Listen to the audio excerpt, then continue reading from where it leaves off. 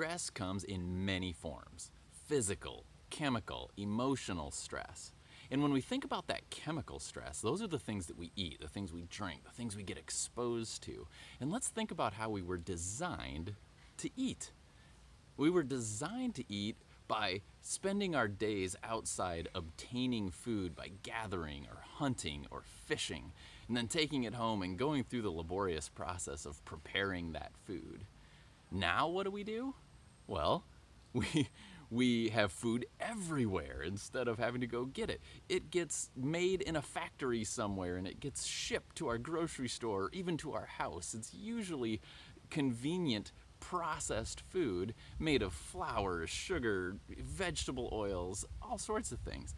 All of this stuff did not exist even 150 years ago. A blink of an eye. Now, we have to recognize that this is tremendously stressful on our body, and it can lead to all sorts of things that we might not associate with our food. Things like headaches, fatigue, poor sleep, the things that we might think, like gas, bloating, constipation. The things that we eat are tremendously important to our health, certainly for how we function and for the fact that the things we eat build our body. They build our body, they build our brain, they build every tissue that you have.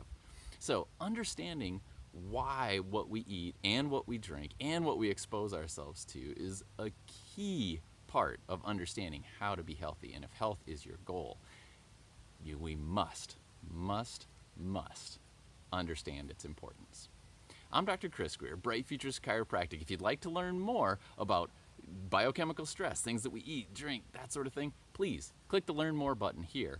Or you can always feel free to set up a complimentary consultation with me. I look forward to meeting you. Enjoy your day.